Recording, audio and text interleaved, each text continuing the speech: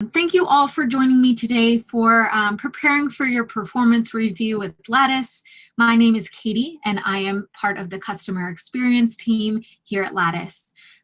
So today we're going to talk about setting up and then managing your 360 performance review. I've set up a kind of agenda. The first thing we're going to walk through is configuring your review cycle, and that includes creating templates as well as setting up that 360 review. Following setting up our review, I'm going to chat about administering a review, and that includes the peer selection phase, review writing phase, and then the results and sharing phase. After I walk through each of these steps, I'm going to leave some time for questions and answers at the end. That being said, feel free to throw something in the chat as I walk through. That way you're not forgetting any questions you have. But I'll be sure to get to them. And following this webinar, I will send out a survey as well as a recorded video, this recorded video, so that you can always refer back to it. Awesome. So I've also noted a few things to consider when you are first launching a 360 review with Lattice. The first thing I want to highlight is just to keep it as simple as possible, especially if this is your first review cycle or you're new to Lattice. I think it's very important to get the best results, by keeping it as simple and as easygoing as possible. So to do that, I definitely recommend keeping your templates shorter. One thing we're going to walk through in this webinar is actually how to create a template for your review cycles. And one thing you'll note is that each of my templates are probably no more than, I'd say, 7 questions, just because it typically does take a long time. And if you want thoughtful responses, you want to make sure they're not having to, spend hours on end writing these review cycles. The next thing I'd love for you to consider is just in terms of ratings. So in Lattice, we do have the ability to use scored attributes and rating questions. However, we do understand that that is not for everyone. I'll chat a little bit more about that as we walk through review cycle setup and kind of show you what your options are there. However, just keep in mind that you do not need to use ratings, if it's not going to align with your company culture. The next thing I want to kind of chat about is just a review cycle cadence and, how often, will you be running your review cycles? So, I know it's very common to have just annual review cycles or even biannual review cycles. And, kind of the difference between, multiple review cycles a year versus just one kind of overall review cycle. So that's something to keep in mind as well as you, begin creating your review cycle templates as well as setting up your review cycle. Next, I want to encourage actionable feedback, and this is something that you should be encouraging for your org. And to do so in a review cycle, I definitely recommend picking a level of transparency that fits your company's culture best. So one thing we'll chat about as we walk through the review cycle setup is, how you're going to deliver results to a reviewee. And we do have a few options there, but just keep in mind, you don't want to, shock any of your employees if you've been doing something one way and, kind of change all of that at once, using a new tool. So we can kind of chat about what your options are there as well. The next thing to consider is just that reviews take time. It's not the easiest process in the world, but we hope to make it as easygoing and, less cumbersome than it typically would be. But something to keep in mind about reviews is that they typically do take 15 to 30 minutes per review.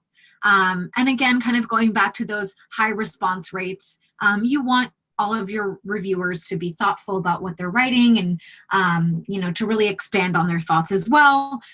So try not to make your templates too long, and just do keep in mind that, even someone sitting down to write their review all at once, it will typically take 15 to 30 minutes.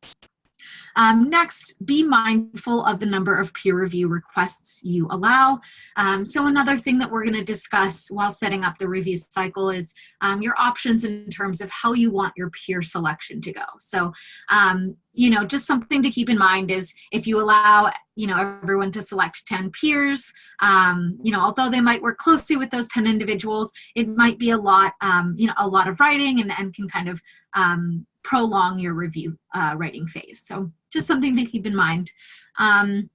And then finally, close the loop. So the purpose of running a review cycle is, to make sure that you're getting the best information so that you can, help your employees and make sure they're as productive and, happy as possible within the org. So to just ensure that your managers will set up one-on-ones to go over your review feedback in person. And one thing I recommend doing, especially if you are using the one-on-one tool in Lattice, is to set a one-on-one up for right after the review cycle so that you can go through those results, or rather managers and their direct reports can go through those results in person and chat about it in real time. And next, seek out discrepancies and set actionable goals. So again, the purpose of this review is to, see how your employees are doing, how they're feeling, and, kind of what they can do better, but also what they're doing well. So, the purpose of the review is to kind of, set some goals afterwards, to improve those areas that might need that improvement. Awesome. And finally, I want to chat a little bit more about review cycle timeline.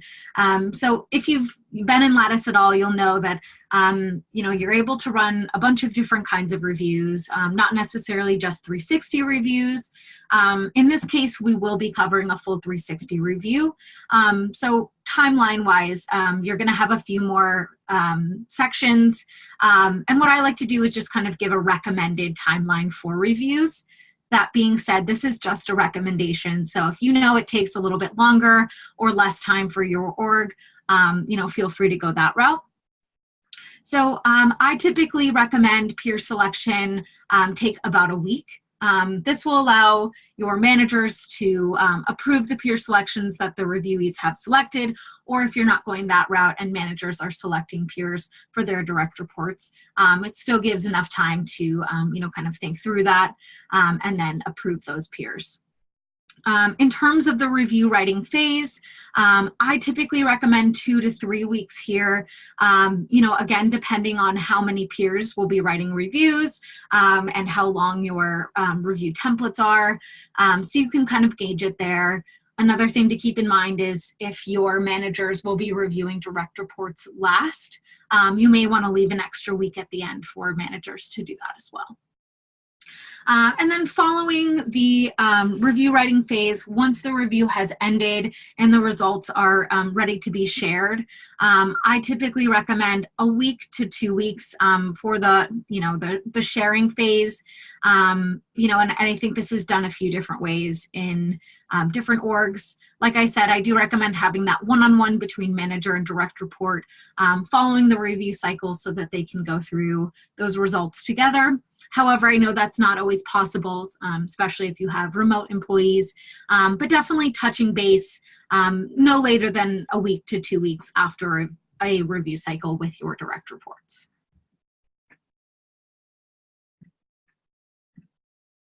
Awesome. So now that I've kind of, chatted through this deck, I'm going to pop into my Lattice account and we can actually talk through setting up a 360 review.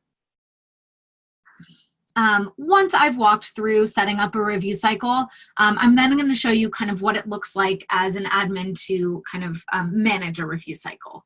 Perfect. So the first thing I want to do, actually before I dive in and create a review cycle, is chat a little bit more about templates, because as we discussed, templates are actually those questions for, that make up the review cycle that all of your reviewers are going to be responding to.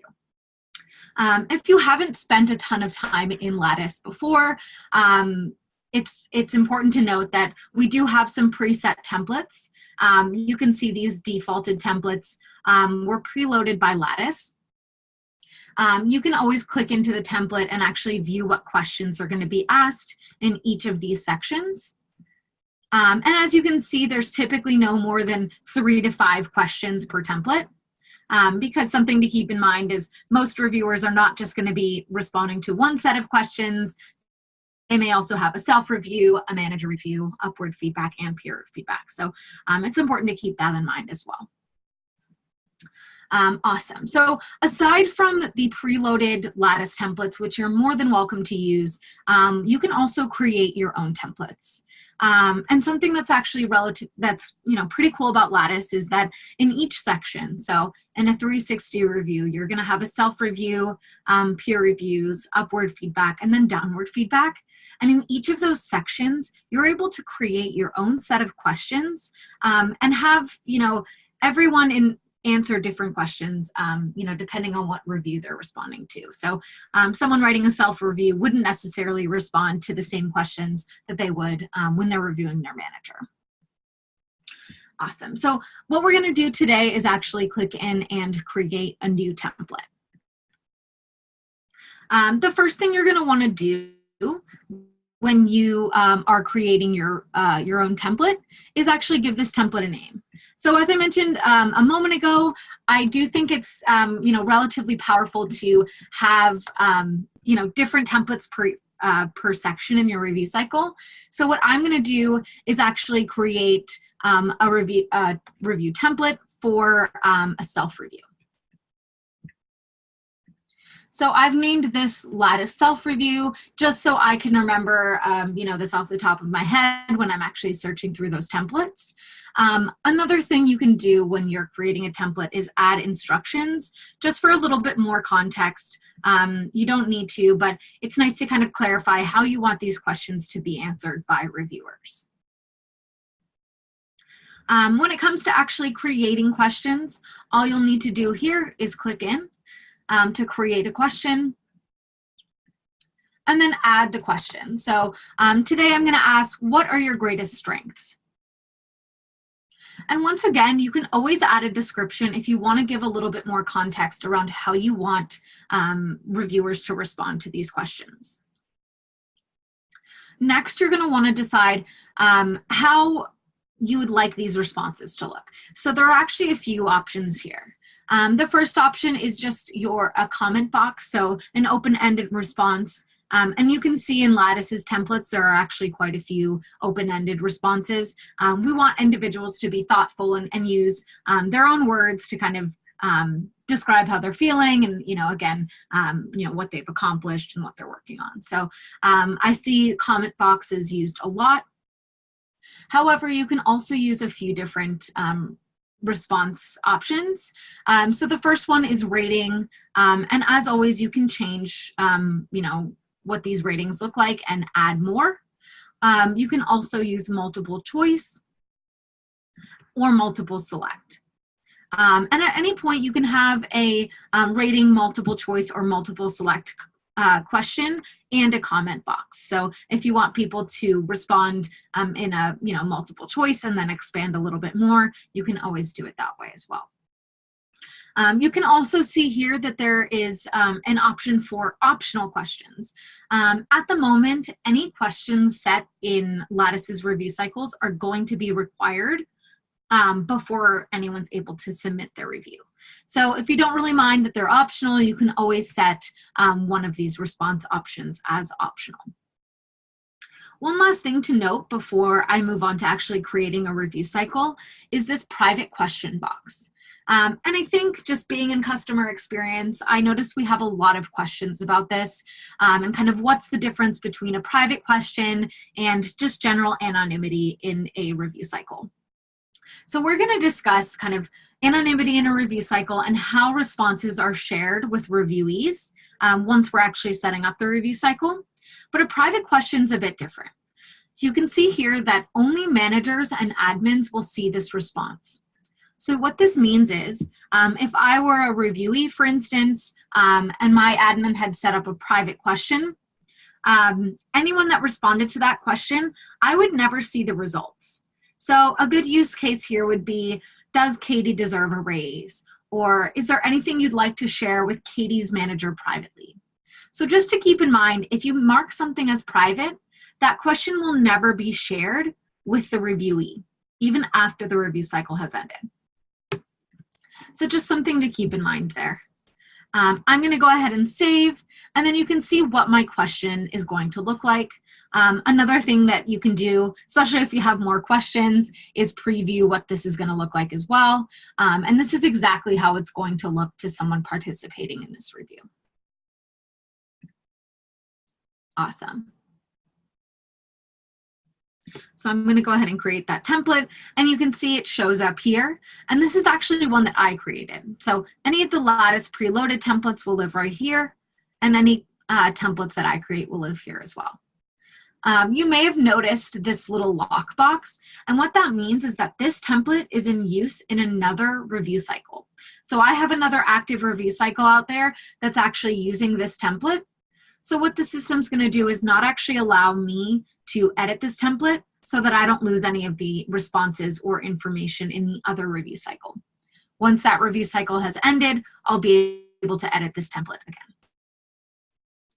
Awesome. So now that we've talked a little bit about review cycle templates, and again, those are the questions that are going to be responded to in this review cycle, now I'm actually going to walk through creating a review cycle. To do so, I'm going to pop into the auditing section.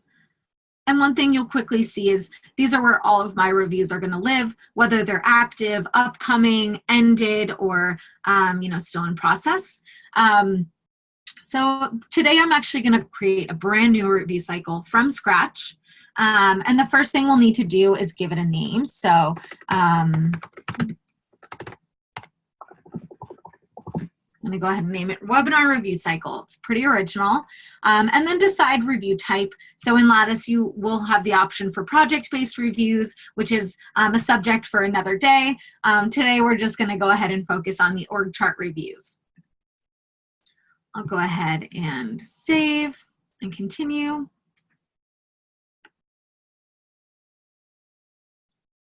Awesome. And the next thing we're going to have to do is decide who should be reviewed in this review cycle. So you may see in Lattice that we refer to those being reviewed as reviewees, while those doing the review are reviewers. In this case, I'm going to select all employees. However, you can always select specific employees if that works better. And you can do this by org chart, by department, or on an individual basis. You can also always upload individuals via CSV if you know it's going to be a larger group. I'm going to use all employees today and save and continue. And this is where we actually decide, well, in the reviewers section, this is where we decide, who's going to write reviews in this review cycle. So today we're focusing on a 360 review. So I'm going to go ahead and turn all of these sections on. So we're going to have a self-review, a direct report or upward feedback review, peer reviews, and then manager review as well. Now, this is actually where your templates or any templates that you've created will come into play. So I'm going to go ahead and search for the template that I created. And I believe it's the Lattice self-review. So as you can see quickly, any other templates, including the ones that Lattice has preloaded, will be in this, this section as well. And you can always preview the questions just to make sure you've selected the correct template. Now, we didn't create templates for each of these sections, but I'm actually going to go ahead and just decide which ones I'd like to use. So I'll use upward feedback for this one. And again, you can preview the questions that are going to be asked in each of these sections. For peers, I'll go ahead and select Look Back in Outlook. And then for managers, we're going to have a few more options. So the first thing I want to chat about is kind of how managers will review their direct reports. As you can see here, for self-reviews, direct report reviews, and peer reviews, everyone's going to be filling out those templated questions. However, for managers, we have a few more options. The first option is to allow managers to only write a summary. Now, this summary will take place actually after the review cycle has ended. So when you, the admin, come in and end a review cycle, managers will receive a task to finalize their direct reports review packets.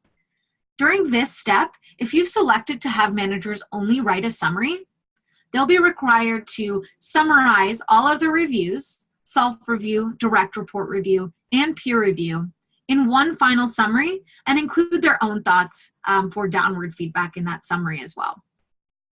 So that way, once this is shared with the reviewee, all they'll get to see is essentially the manager's summaries of all other reviews with, of course, their own thoughts as well. The next option is to have managers only fill out a review template. So this option is pretty similar to the way it's set up for the other reviews phases.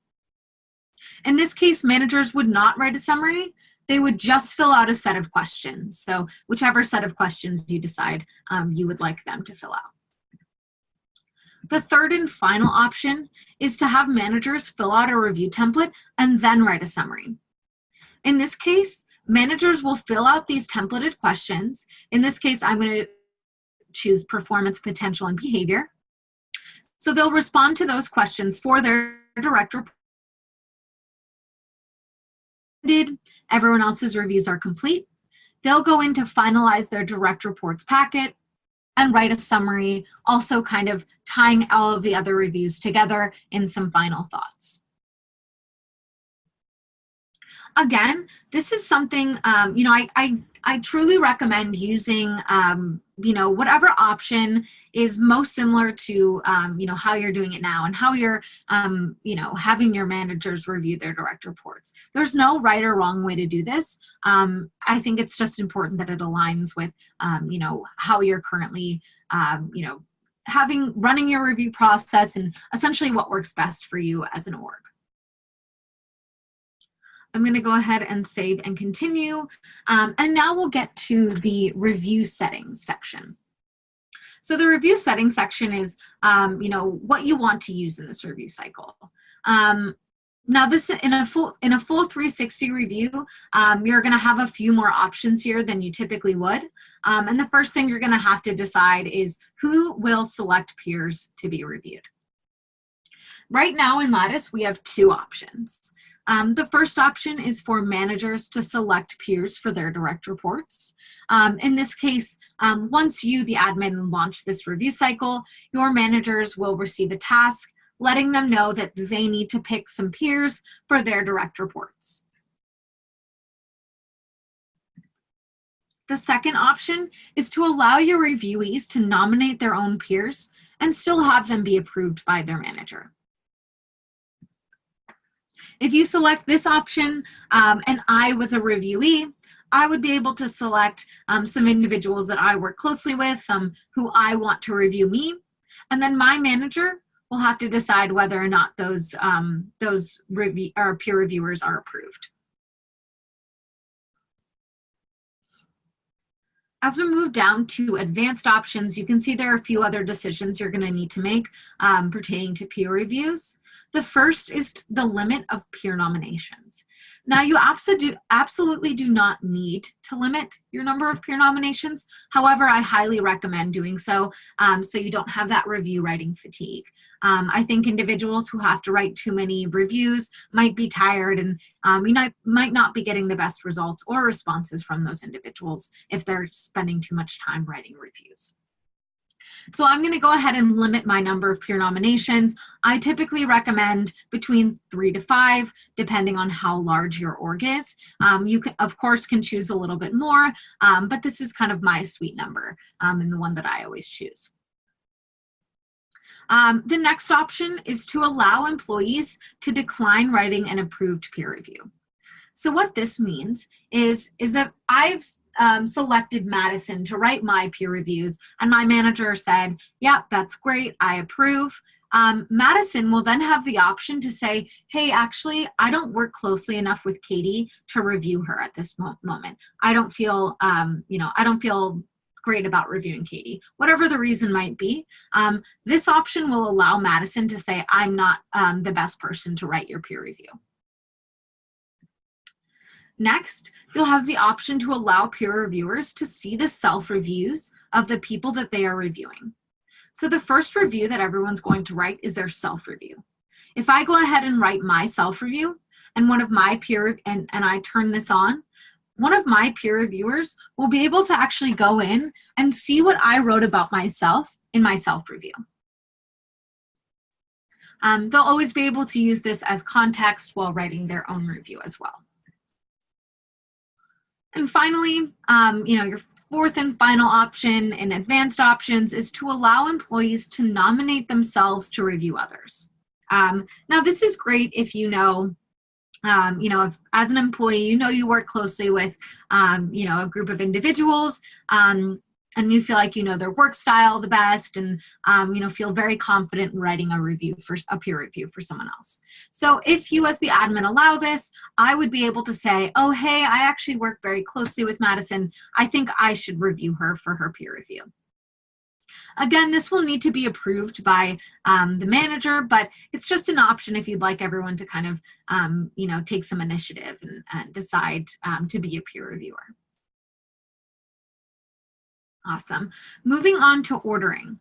And this is when should managers review their direct reports? So this is also kind of tied into visibility. So I'm going to kind of chat about these together. The first option is to allow managers to review their direct reports at the same time as other reviews are going on. So what this means is the manager would be able to review me while my peers are reviewing me, while my direct reports are reviewing me, and while I'm reviewing myself. With visibility turned on, my manager would be able to review me at the same time as other reviews are going on, but also be able to view what my other reviewers are writing about me. So my manager would then have that context into the peer reviews written about me, the upward feedback written about me, and my own self-review. The next option is to turn this visibility off. And what this will do is allow your managers to review their direct reports at the same time as those other reviews are ongoing. However, they wouldn't necessarily be able to see what other individuals are writing about their direct reports. And the third and final option is to allow managers to review their direct reports only after all of the other reviews are submitted. In this case, they would automatically be able to view the other reviews written about their direct reports. I'm going to go ahead and leave it on this option because this option actually creates an extra setting in our review cycle. So it's another phase. We're going to have our peer selection phase, our review writing phase, and then our manager review phase. If I had chosen any of the other options here, I would just have that peer selection phase and then review writing phase because manager reviews would also be taking place at the same time as all other review writing. Awesome. So I'm going to go ahead and save and continue.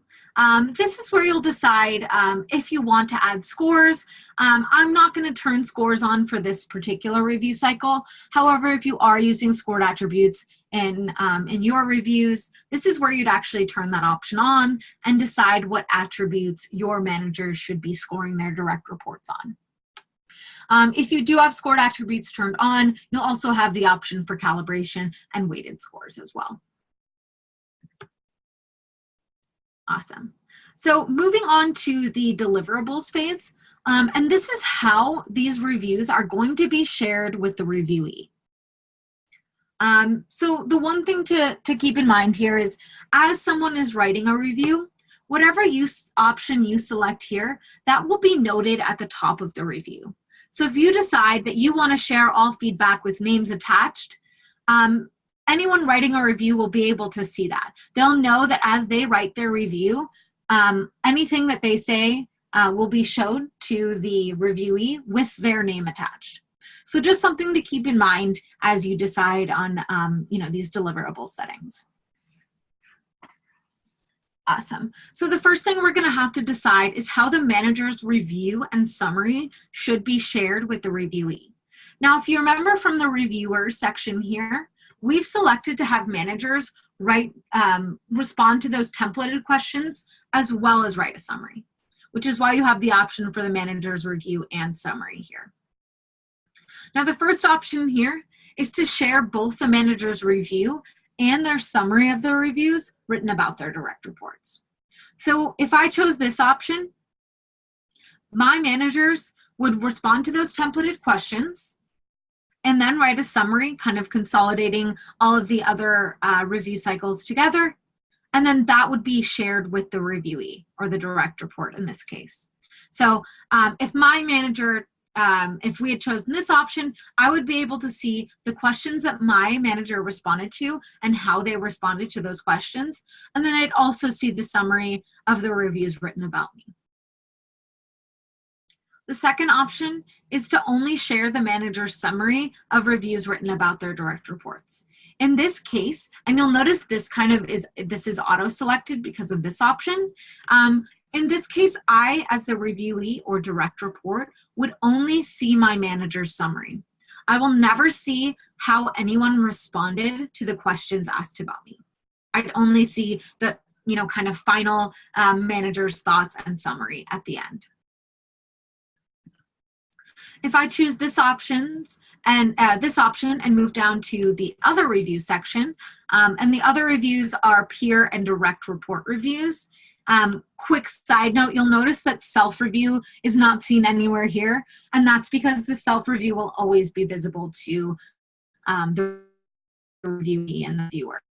So whatever I write about myself, I'll always be able to view that. So in other reviews, and that pertains to peer reviews and direct report reviews, so peer and upward feedback, you'll have a few more options here. The first option I'd say is the most transparent, and that is to share all feedback with reviewers' names attached. In this case, if I were the reviewee, I would be able to see what my peer reviews wrote about me, my peer reviewers wrote about me, and I'd see it with their names attached. So I could see verbatim what was written about me and exactly who said that. And the same goes for any of my direct reports reviews. The second option is kind of a mix between these three options, and that is to share all feedback, but to keep peers and direct reports comments anonymized. In this case, I'd be able to see verbatim what was written about me and how individuals responded to those templated questions, but I would not get to see who wrote what.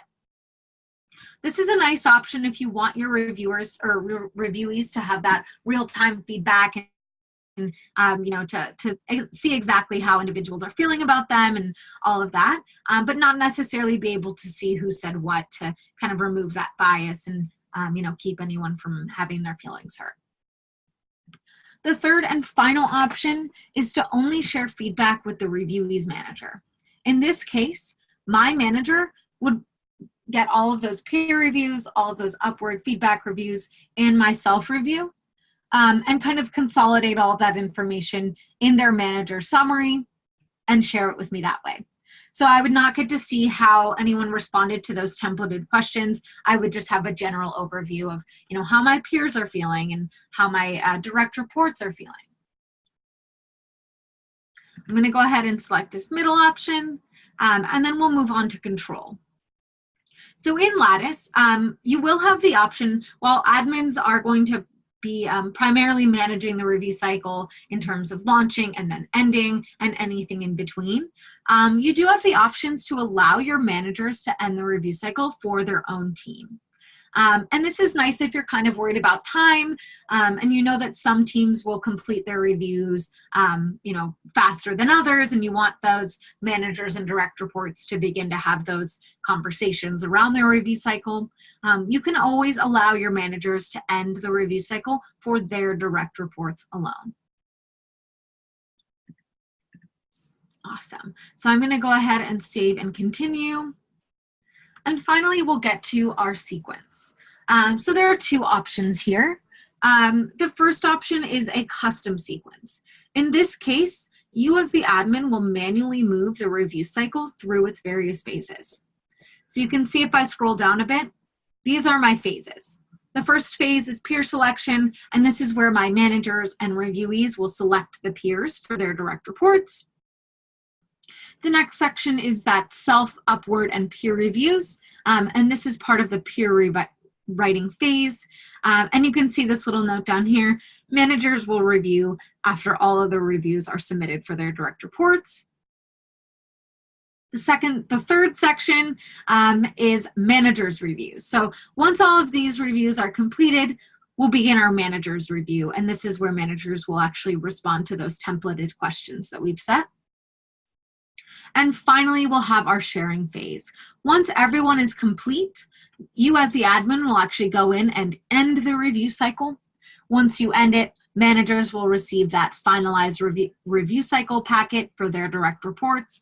They'll go in, take a look, make sure that everything looks good, and then of course write that summary.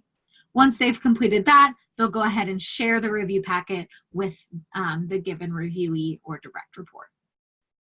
So in a custom sequence, you as the admin will actually be moving the review cycle through each phase. So when you've seen that everyone has completed peer selection, you can go ahead and end that section and move on to the review writing phase, which would be self, upward, and peer reviews. Once you see that everyone's completed that section, you can go ahead and end this section and move on to managers reviews, and so on and so forth. So this is a custom sequence is nice because it allows for a little bit more flexibility. You're still able to set deadlines. This doesn't mean there's no deadlines, but it's a little bit more flexible if anyone does not reach that deadline. That being said, it is a little bit more hands-on for you as the admin. You'll be kind of deep in the review cycle managing each section. The second option is a timeline sequence. Now in a timeline sequence, you'll be able to set a launch date and time, a reminder date, and end dates. And what this will do, and you'll notice as I scroll down, for each section, you're gonna set like a section launch notification. So when peer review is ready to be launched, you'll go ahead and draft an email for that section, and so on and so forth. So you'll have to do this for each section in the review cycle. Once manager reviews end, you'll end the review cycle and share. So this is kind of nice as an admin because it's a little bit more hands-off.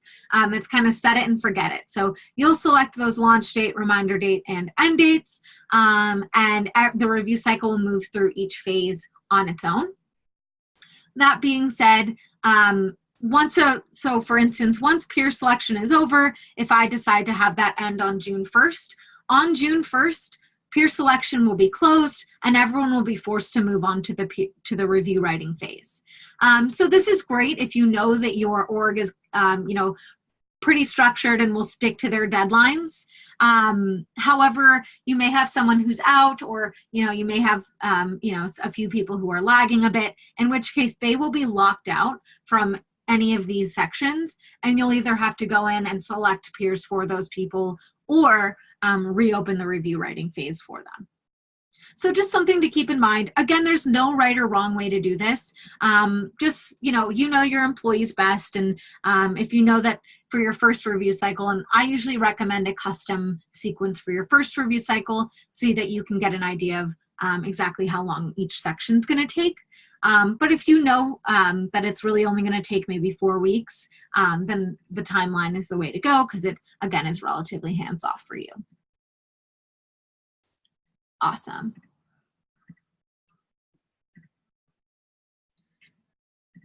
Awesome. So I'm going to go ahead. I'm going to use custom in this case just so I don't have to draft those emails, and I'll save and continue.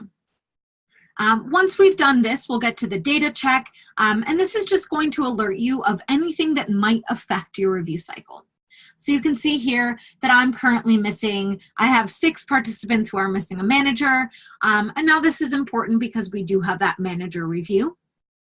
That being said, I'm sure that one of these employees, if not more than one, are at the top of the org chart and therefore do not have their own manager. In this case, you as the admin will actually share their packet with them. So you'll kind of be taking on the manager's responsibility for example, the CEO. So if I did want to go in and add managers for any of these individuals, I can click in and manage people here and add those managers. And similarly, if anyone's missing a department, I can always click in and see exactly who is missing a department and add them here as well. One thing to keep in mind is that the review will still launch. We're just making sure that you're not missing any vital information. I'm going to go ahead and save and continue.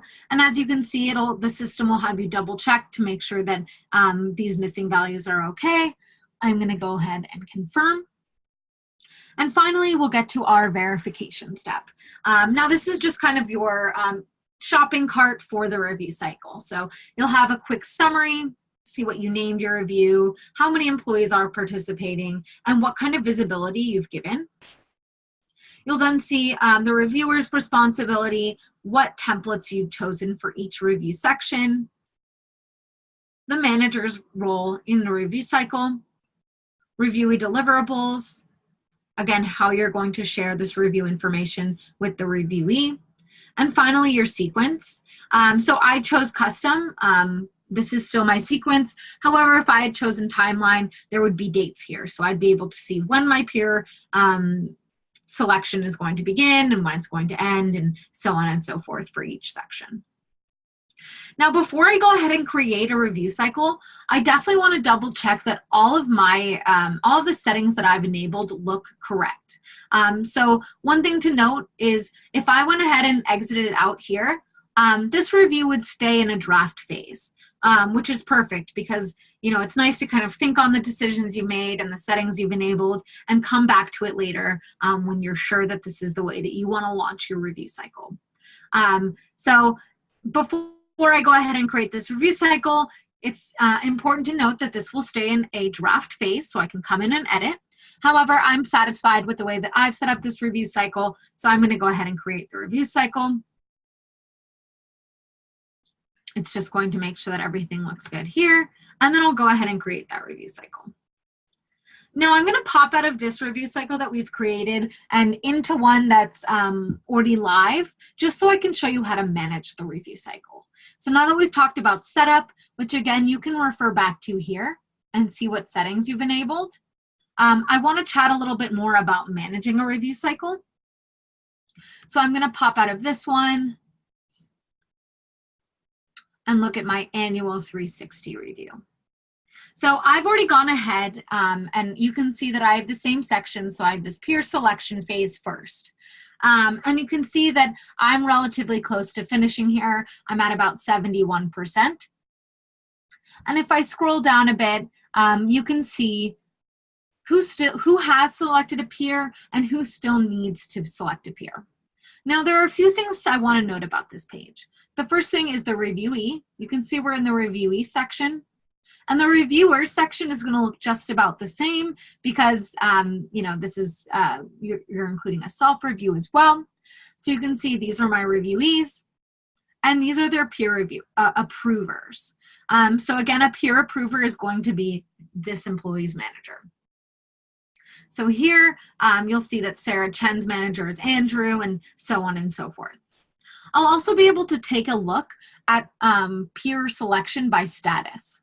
So before I can even move on to this review writing phase, I'll need to have everyone select a peer or have at least one person to write their peer reviews, because that is actually a section in this review cycle. So you can see that Sarah's nominations have been approved, and so have Bodie's, Andrea's, and Andrew's. Once again, you'll be able to see, and I've set a limit of 3 peer reviewers in this section. You'll be able to see that all 3 reviewers have been selected here. I can also see down here that Bill and John still need to have their peer reviewers selected. If you notice as an admin that you're getting towards the end of the peer selection phase and you want to make sure that these individuals have someone to review them in the peer section, you can always reach out to those managers. And it looks like Sarah, in this case, needs to kind of get on it and pick some peers for her direct reports. So you can always reach out to Sarah by reminding incompletes here. For any reason Sarah had to leave the office and wasn't going to be available to select any peers, you can always click in here and override peer selection. So if I said, oh, well, Bill and John really need to you know, have some peers before the end of peer selection, I can go ahead and override as the admin and decide who should review these individuals. and override them. Now you can see I did this up here for Preston's peer reviewers, and again down here for Bill's. So just something to keep in mind if you know managers aren't going to be able to select peers. However, I definitely recommend sending a reminder as early as possible so that they know they need to approve those peers. Awesome. So this is the peer selection. Once this phase is over, we're going to move into that review writing phase. So I'm actually, even though I know that John is missing a peer here, I'm actually going to go ahead and end the peer selection phase so that we can move on to the review writing phase. To do so, I'm going to click this button up here. Lattice will just make sure you're sure, and then I'm going to go ahead and say yes. And now we'll move on to the review writing phase. So the first thing you're going to want to decide, and if you remember, I selected a manual review sequence, so I'm having to decide if I want to send a kickoff notification or not one. So just something to keep in mind if you choose to go the manual route. In this case, I'm going to skip the notification, but I can always write an email just letting everyone know, that the review writing phase has started. This is what I expect from you. This is how long you have. You'll also be able to see who's going to be included in this section, as well as send yourself a preview. Once everything looks good, you can send that kickoff notification. In this case, I'm just going to skip the notification, and now my review writing phase has launched. So no one has completed their reviews yet, so you can see none are received. But this is where I presume you'll spend a lot of your time as an admin, in the review writing phase, because that typically does take about double the time of the peer selection phase. So if I ever want to view any information, I can always click in and see that Andrea is being reviewed in this review cycle. She's a reviewee, and I'm in the reviewee section. And I can now see who's reviewing Andrea in each of these sections. Andrea is going to be responsible for her self-review. I can always send reminders for each of these sections as well. Her peer reviewers are Michael, Jack, and Jacob.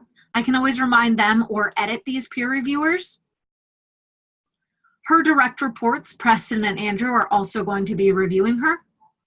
And then her manager, Joseph Stone, is going to write that review for her as well, and is also going to be the summary writer and sharer, which is typically the case. However, in each of these cases, if you ever need to change this, you can always do that as well. Another thing to keep in mind as the admin, you can always view the review packet and download PDFs. So you'll be able to see in each section what questions Andrea is going to be asked. And even better, you can download a PDF for specific views. So as you'll note, employee views may be different from manager views. Managers will be able to see just about everything besides that upward feedback review of themselves. That's actually going to be shared with them by their direct manager. So if you wanted to see, kind of a deeper view, you could view the manager's view. And then you can also download the employee's view and see exactly what they will see when reviews are shared. Similarly, you can always export these results. You can view all responses, reviewer progress, and reviewee's progress. And once a review cycle ends, you'll also be able to see a little bit more in-depth results. And quickly, I want to show you in the reviewers section, a lot of times this list is going to be very similar to the reviewees section, especially if you have that self-review. But again, you can see the progress each person has made and remind them individually or remind them all at once. And in this case, you're also going to see who they're responsible for reviewing. So in this case, Andrea is responsible for reviewing herself and then reviewing her 2 direct reports. Once we end the review cycle, so once I know that everyone is complete, I'm going to go ahead and end the review cycle. And once again, when I end the review cycle, we will enter the sharing phase. What this means is the second I end a review cycle, those packets will be sent to reviewee managers. Those managers will finalize the results and write their summaries. and then share the review packets with their direct reports and have those one-on-one conversations with them about the review cycle. Before I pause for questions, I do want to quickly mention I'm not intentionally ignoring the results page. This is actually something we're running another review webinar on. So my colleague Madison is actually going to lead a full webinar on review cycle analytics. This is a relatively new feature, so it's very, very cool. There's a lot of options here. You can see bar graph, 9-box, heat map, and a lot of other options for filtering data. That's coming soon, but I just wanted to throw it out there.